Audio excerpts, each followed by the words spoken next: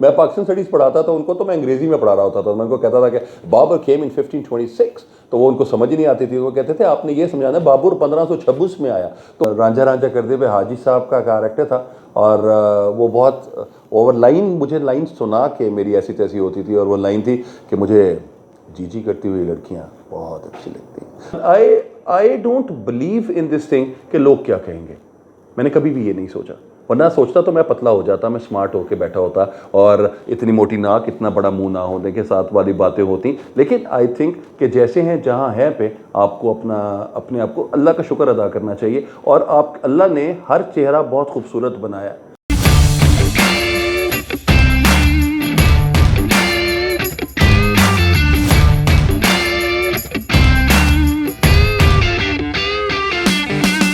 अस्सलाम वालेकुम जी, मेरा नाम हसीब खान है, और मैं इंटरटेनमेंट की फ़ील्ड से मेरा ताल्लुक़ है, और उसके साथ साथ मैं एक उस्ताद हूँ। और उस्ताद के लिए भी ये कहा जाता है कि जब तक आपकी क्लास इंटरटेनिंग ना हो, आपकी क्लास में नॉलेज ना हो, तो वो मज़ा नहीं आता। So I call myself as an entertainer, और मेरे जो कोलीग हैं वो मुझे एजुटेनर कहते हैं कि मैं कि एजुकेशन और उसके बाद ट्रेनर, उनके लिहाज से वो वाला भी है कॉन्टेक्स्ट, ठीक है। सो टीचर, ट्रेनर, होस्ट, मोटा मॉडल, और उनके अलावा और भी बहुत सी चीज़ें दैट आई बिलीव इन के दुनिया में स्माइल स्प्रेड करने के लिए आया हूँ, और मोटिवेट करता हूँ लोगों को कि वो अपनी ज़िंदगी बेहतर से बेहतर तरीके से गुजारें। And this is what I am, and this is what I believe इन।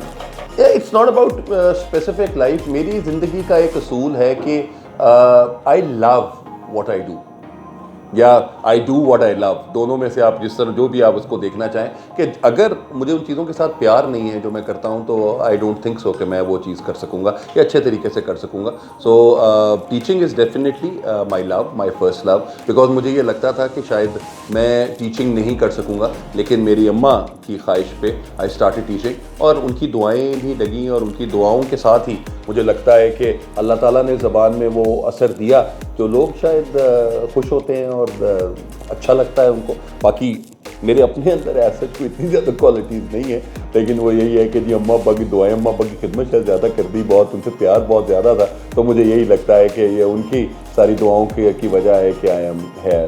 यार मैंने स्टार्ट तो पहला जिस वक्त मैं सबको बता चुका कि मैं पुलिस में पब्लिक सर्विस कमीशन का इम्तिहान पास किया था, इंस्पेक्टर पुलिस हुआ था। इंस्पेक्टर पुलिस के बाद फिर मैंने as a lecturer public service commission का इम्तिहान पास किया, और पुलिस छोड़ी, और फिर as teacher I started up my career.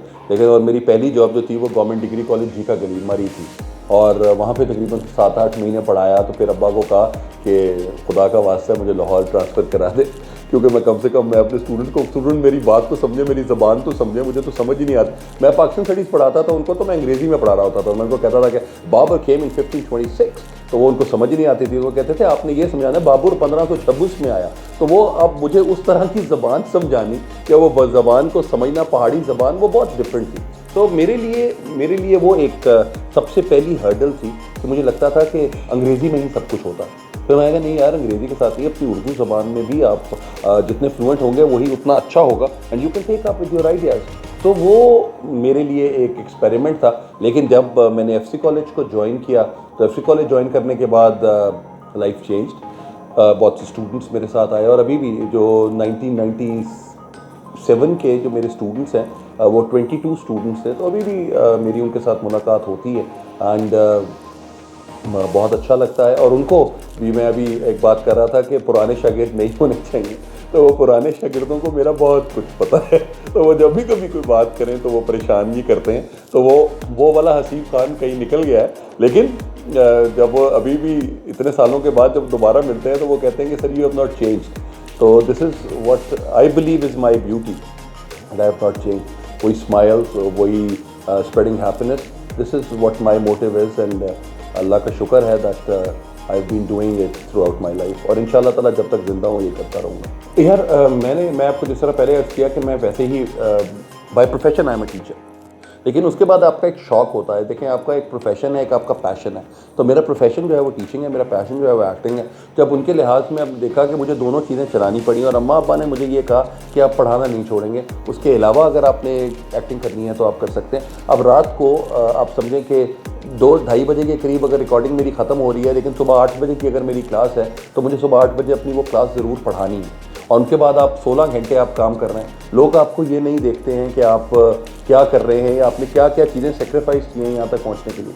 वो सिर्फ वो टाइम देख रहे होते हैं कि हाँ यार इसने बहुत काम कर लिया, बहुत सक्सेसफुल हो गया, लेकिन उस सक्सेस के पीछे जो पेन और जो मिजरी है, आई बिलीव जो एक्सपीरियंसेस हैं they are much, I think कि वो सबसे ज़्यादा बहुत अच्छे हैं। हमेशा लोग भी ये बात कहते हैं कि मंजिल से ज़्यादा जो है वो सफ़र अच्छा होता है, तो मुझे वो सफ़र अच्छा हुआ। अंग्रेज़ी में भी बहुत सफरिंग हुई, लेकिन उर्दू का सफ़र भी बहुत अच्छा था। तो आई बिलीव कि वो वाले आइडियाज़ बेहतर हैं, लेकिन दो प्रोफेशंस को इकट्ठा चलाना इज़ डेफिनेटली डिफ़िकल्ट। टीचिंग के अंदर अगर आप एक्टिंग करते हैं, टीचर्स आर ऑल्सो एक्टर्स, तो आपको अपने 1.5 घंटे की क्लास के अंदर आपको एक्टिंग करके स्टूडेंट्स को इंटरैक्ट करना पड़ता है और आपको ये उनको समझाना पड़ता है कि जो मैं पढ़ा रहा हूँ, जो काम आप करा रहा हूँ, वो आपकी ज़िंदगी में आपको फ़ायदा देगा। So this is what the main essence is. और जहाँ पे कैरेक्टर्स की बात है, मैंने कॉमेडी ज़्यादा की है और मुझे अच्छी भी कॉमेडी लगती है, लेकिन फिर कुछ लोगों ने कहा कि एक्टर जो है उसको तो सब कुछ आना चाहिए, तो फिर I started out with that negative characters. तो नेगेटिव कैरेक्टर्स के साथ जो भी मुझे सबसे ज़्यादा अच्छा लगा, जिसके ऊपर मुझे बहुत गालियाँ भी पड़ी, रांझा रांझा करते हुए हाजी साहब का कैरेक्टर था। और वो बहुत ओवर मुझे लाइन सुना के मेरी ऐसी तैसी होती थी, और वो लाइन थी कि मुझे चीची करती हुई लड़कियाँ बहुत अच्छी लगती हैं। तो आपके अपने कंसर्न के साथ आपको आइडियाज़ बनते हैं। और उसके बाद इनकार ड्रामा जो है वो भी किया, तो उनके लिहाज से मैं मेरी पूरी की पूरी आप समझ लें कि मेरा प्रोफेशन ही it's been 23 years of teaching.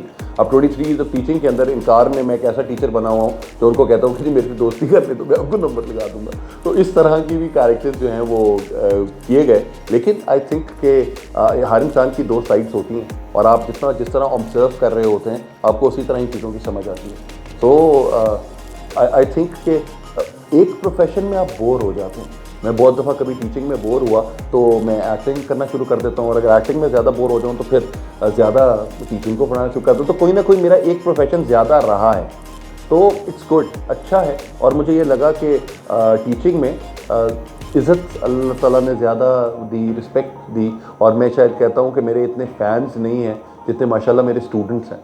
तो मेरे लिए वो बहुत मेरे लिए बहुत एक अच्छी बात है। और मेरे जितने भी साथ कोलीग्स हैं जो एक्टर्स हैं, तो वो हमेशा यही कहते हैं कि हसीब भाई आपके शागिर्द मिले थे, आपके शागिर्द बात कर रहे थे, तो वो इट फील्स सो मतलब प्राउड कि यार अच्छा चलें मेरे बच्चे दूसरों को भी यही बताते हैं कि हम सर हसीब के स्टूडेंट हैं, और किसी एक्टर को भी बता रहे हैं, तो वो मेरे लिए ही बहुत बड़ा ऑनर होगा। अच्छी थी, शरारती, मतलब ऐसा नहीं, मेरा भाई ज़्यादा शरारती था छोटा, तो वो बहुत ज़्यादा, अम्मी ने उनको एक दफ़ा कहा कि तमीज़ के दायरे में बैठो, तो उसने अपना दायरा बनाया। उन्होंने कहा बस यही चाहती थी आप, अम्मी ने उठा के जुत्ती मारी उन्हें। तो वो वाली चीज़ें इस तरह की होती रहीं। और वो बहुत ज़्यादा विटी भी है, उसको चीज़ें समझ भी वो आते थे। और हमारे अंदर जो ह्यूमर का कॉन्टेक्स्ट है, वो अम्मा अब्बा हम बहन भाई, वो हम एक दूसरे को बड़ी तालीमी जुगतें जो हैं वो थोड़ी बहुत लगाते रहे हैं इस लिहाज से। तो वो अल्टीमेट, अब मेरे वालिद मरहूम ने जब कभी मुझे प्रोफेसर साहब कहा है तो मुझे पता लग गया है कि ये मेरी बेइज्जती होने वाली है अब ज़िंदगी के अंदर। प्रोफेसर साहब इतनी इज्जत दे दी है अब्बा जी ने, मैं कहा लो जी हम कुछ ना कुछ होएगा। तो वो अल्टीमेटली वो मेरे ही वॉज विद मी, मेरे अब्बा के साथ जो लाइफ गुजरी वो तकरीबन it was about 42 years of my life मेरे उनके साथ गुजरी, लेकिन they were the best years of my life. और मैं हमेशा ये बात समझाता हूँ, लोगों को भी कहता हूँ कि मैं वो खुशकिस्मत बच्चा हूँ जिसने अपने अम्मा अब्बा से मार खाई हुई है, और मैथमेटिक्स पे भी मार खाई है, हर चीज़ पे मार खाई हुई है अल्हम्दुलिल्लाह। और वो उनके साथ ये होता है। और रात को एक दफ़ा अपने घर लेट आ रहा था, अब्बा ने कहा कितने बजे तशरीफ़ लाएंगे प्रोफेसर, तो मैं कहा मैं इंशाल्लाह 10 बजे तक आ जाऊँगा। तो दोस्त की बहन की शादी थी, लेट हो गए, तो रात को मैं 1 बजे दरवाज़ा खोल रहा हूँ तो सामने बैठे हुए वाले साहब, तो उन्होंने फिर एक बहुत बड़ी गाली दी। उन्होंने कहा कि जी मुझे इस तरह की तो औलाद चाहिए नहीं, तो वो हो जाए यहाँ से आप बाहर चले जाए। अब्बा IG थे, तो वो मार के मुझे बाहर संतरी के पास लेके गए, उन्होंने इतने ही बैठना है, इन्हें अंदर नहीं आना। तो और वो माशाल्लाह मेरा बेटा देख रहा था कि प्यो को मार पड़ी है। तो इस तरह की हरकतें जो हैं वो होती रही हैं। लेकिन मैं I don't hit my kids, तो मैं उसको हमेशा इसी बात को डराता होता हूँ। तो मैं उसको कहता हूँ कि बेटा आपने देखा है कि दादा ने कैसे अब्बा को मारा था, तो उस तरह मैं भी मार सकता हूँ, लेकिन मैं आपको प्यार से समझाना चाहता हूँ जो आप नहीं समझते। लेकिन माँ बाप के साथ का जो टाइम है और जो फीलिंग है, आई थिंक दैट्स कमेंडेबल। और मुझे तो माँ बाप के अलावा आई थिंक कि जब अम्मा अब्बा की डेथ हुई थी तो मुझे उसके बाद शायद लगा था कि अब जीने का कोई फ़ायदा नहीं है, और वो भी फ़ायदा नहीं है कि मैं किसको बताऊंगा कि मैंने सक्सेस हासिल कर लिया तो कहाँ। मैं एक बात हमेशा कहता होता हूँ, तो अम्मी कहती थी कि हम टीवी पे आओगे तो तुम्हें एक्टर मानूंगी। तो अम्मी की डेथ के बाद हम टीवी पे आया, रंगरेज़ा अम्मी की डेथ के बाद आया फिर रांझा रांझा, फिर इनकार, ये सब के सब ड्रामे आए। अब्बा कहते होते थे कि प्रोफेसर साहब आपके बिलबोर्ड्स लगेंगे तो पता लगेगा कि आप मशहूर हैं। तो उनकी डेथ के बाद वो बिलबोर्ड्स लगे।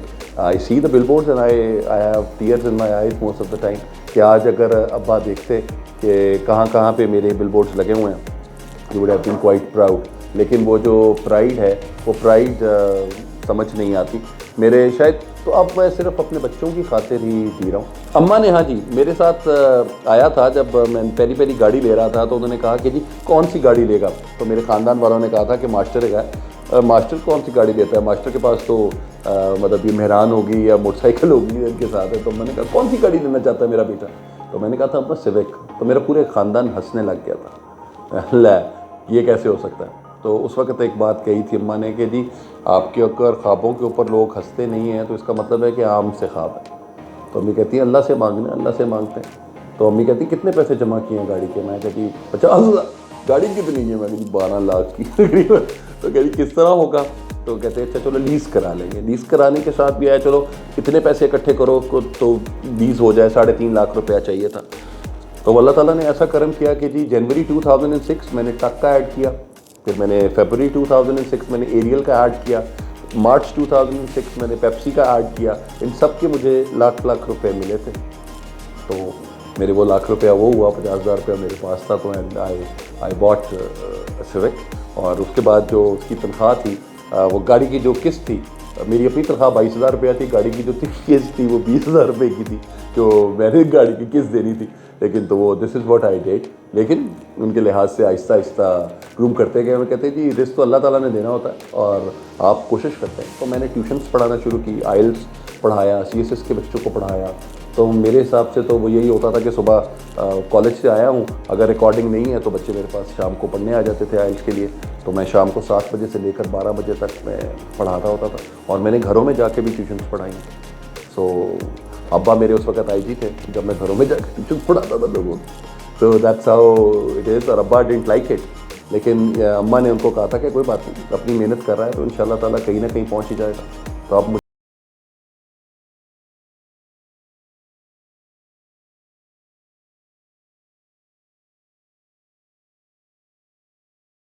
की गाड़ी रखी और ये 2006 की बात है जी। 2006 से फिर 2014 अम्मा ने फिर पूछा कि कौन सी गाड़ी चाहिए। तो मैंने कहा जी सिविक ही चाहिए। तो उन्होंने कहा जी आप, मैं कहा जी ये गाड़ी जितने की बिकेगी इतने पैसे दूंगा, आगे की किस्तें करा लेंगे। तो ख़त्म हो गई। उसके बाद फिर अब भी जो थर्ड गाड़ी अभी ज़िंदगी में ली है तो वो भी सिविक है।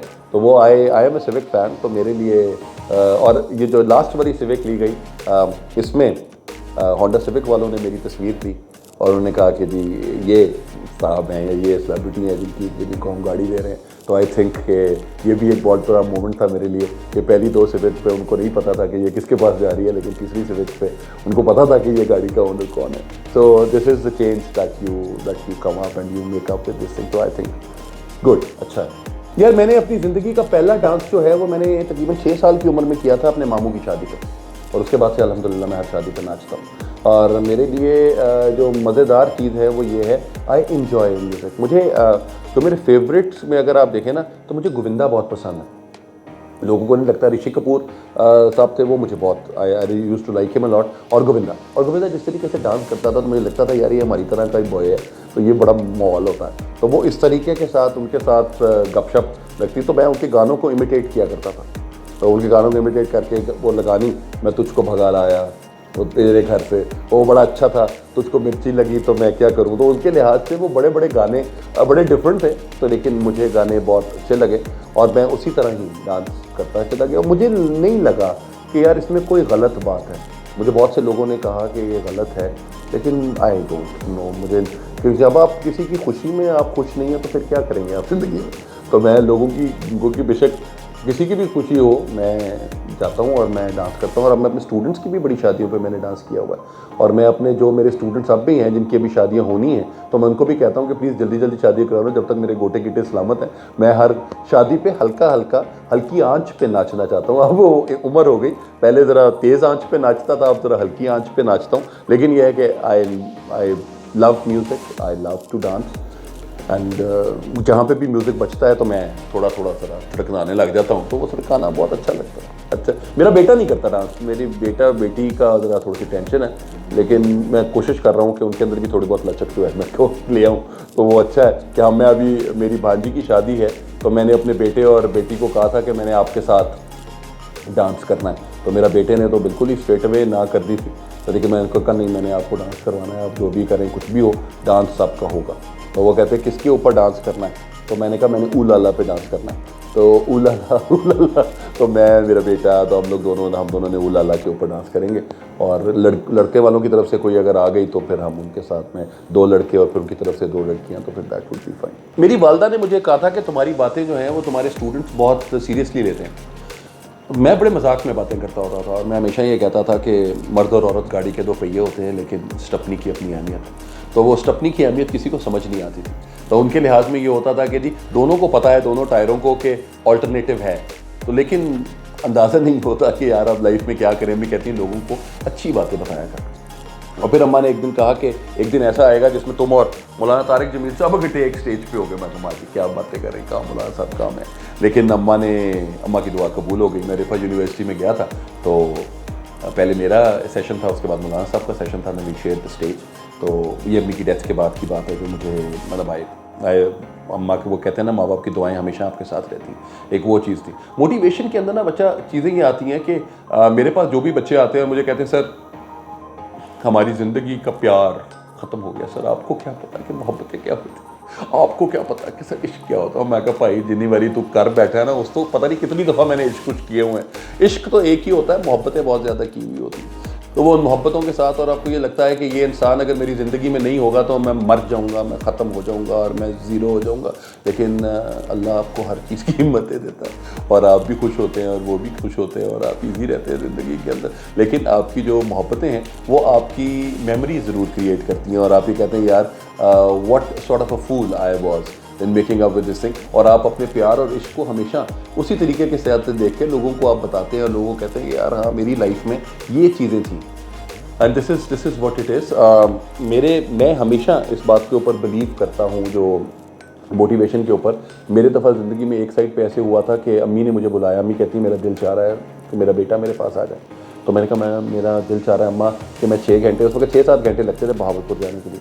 तो मैंने कहा माँ जी मेरा नहीं चाह रहा, मेरा दिल चाह रहा है कि जहाज़ पे आ जाऊँ मैं।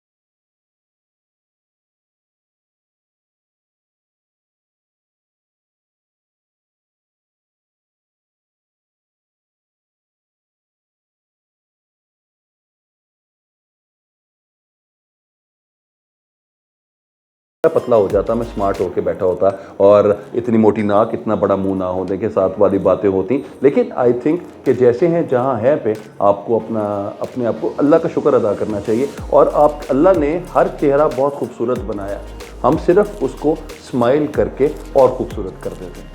तो इट डजेंट मैटर कि आपके दांत पीले हैं, नीले हैं, कुछ भी हैं, व्हेन यू आर स्माइलिंग तो आपकी वो ओवरऑल एक मास्टर शॉट आ रहा होता है और वो मास्टर शॉट इज़ लाइफ, वो लाइफ का मास्टर शॉट है और वो बहुत मज़े का होता है। और आप जब स्माइल कर रहे होते हैं तो लोग ये नहीं देखते कि शायद भवें भी हैं या नहीं हैं, बाल भी हैं या नहीं हैं। The smile does all the magic. तो मेरे हिसाब से तो मैं जितनों को भी आता हूँ, मेरे यहाँ पे अगर मेरे पास स्पॉट बॉयज़ आते हैं या मेरे पास मेरे अपने पीएंस होते हैं जो मुझसे साथ हो, तो मैं उनको कहता हूँ जब तक आप मेरे कमरे में आप तशरीफ़ लाते हैं तो आपको स्माइल करके ही मेरे से बात करनी है। अगर आप मेरे से स्माइल नहीं करते तो इसका मतलब है कि कोई ना कोई मसला है, तो आप प्लीज़ मेरे साथ काम ना करेंगे अगर आप स्माइल नहीं करेंगे तो अभी आप मेरे डिपार्टमेंट में, अगर डिपार्टमेंट ऑफ मास कम्युनिकेशन में आप तशरीफ़ लाएँ तो you will always be welcomed by the smiles. और मेरी पूरी की पूरी टीम स्माइल करती है, बिकॉज ये हमारे SOPs के अंदर है कि जब भी आना है we always welcome our people, our student with a beautiful smile that everyone has. आपकी अपनी ज़िंदगी में ना बहुत से मसले हैं।